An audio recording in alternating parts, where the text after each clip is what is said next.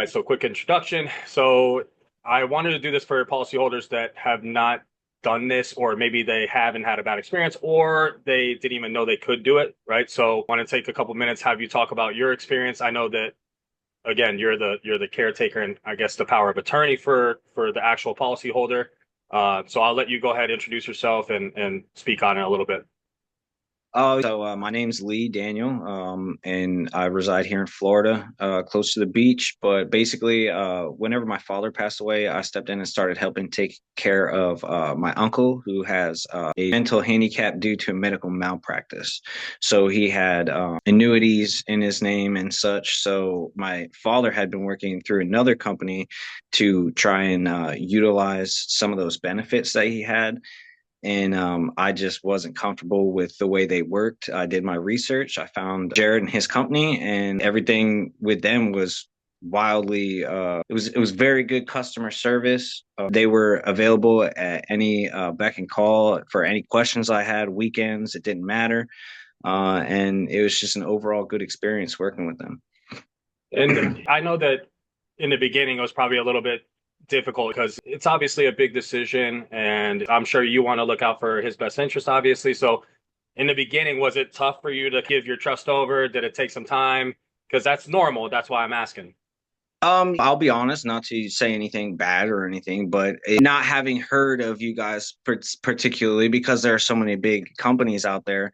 I did my due diligence on my research, but I could definitely say one of the main things that helped me cross that bridge, besides how forthcoming and welcoming you guys were and honest about everything, was the rating that you guys have with the Better Business Bureau. Cool. So obviously, I try to use that as much as possible, but if you're like me, I automatically have that thought of, oh, maybe those are fake reviews, which obviously they're not. If they were fake, I would have thousands of reviews because we've helped thousands of people since we've been in business. We've been in business since 2016. I've been doing this for 10 years. So you know how it is, though. It's hard to get people to leave reviews, man. It's Yeah, not easy. absolutely. So that's why I want to do something like this. I don't think anybody has done this. I want people to see all different clients that have all different backgrounds and all different scenarios share their experience. And I want you to speak open and honestly about the trust issues because it's going to happen. I'm not expecting anyone to automatically trust me when they don't know who I am. You know what I mean? So I'm Yeah. glad you said that. I'm glad that the BBB helped. And ultimately, I'm glad you obviously gave us the opportunity. Do you have any regrets about using us? Oh, honestly, none at all. I actually think about pretty consistently how I wish that my dad would have found you and been able to, because again, I'm not going to use any names, but the company that they had been going through was a large company, commercials and all that. And after going over and researching through the contracts that they had previously done with those Hmm. other companies, and then going through and figuring everything that you guys had brought to the table, it was just honestly a no-brainer. The difference was night and day. Awesome. That's look.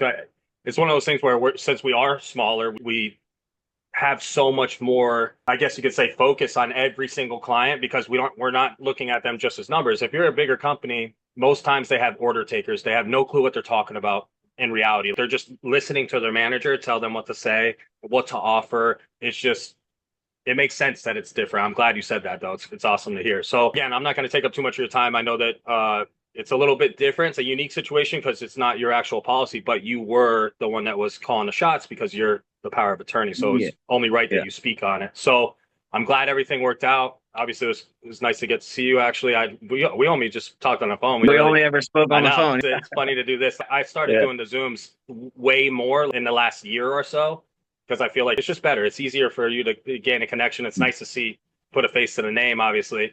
So I appreciate you taking the time, man. I'm going to do one last thing. I'm just going to screen share and show the breakdown of the original pays. I redacted all personal information, Mhm. and I just want them to see that it's real. It's an insurance company. Yeah. These payments were there. Yeah. Like I just know how people are. So I'm going to screen share real quick, and then I'll let you go.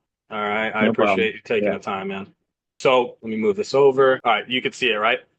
So obviously I just left his first name. I redacted everything else. I'm gonna circle, and this is oh shit. All right, and this is just a benefits letter. So this is not really the actual full payments. This was after he did previous transactions. So if I messed it up, it was like a little over 9 grand and change of life contingent payments, which you already know, but just in case they don't know, that means they're guaranteed as long as the annuitant is alive. So God forbid something happens to him, those payments are basically null and void. They stop when the customer passes away at that point, basically. So they're not guaranteed, and that's why it's a smart move to sometimes look into it. Just like anything else, it doesn't always make sense for every single person, but with your circumstances, it did Yeah. at this time. And then this is the transaction that we ended up doing. Just a portion of the life contingent payments and got 250. I think by the time of court, we jumped up 297. I was going to say, so time of court, rates changed.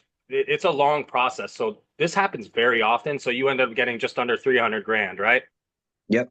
So significant jump, and that's always going to happen. I would say 95% of the time the rates drop between when you start and then when court happens, because it's just a long process.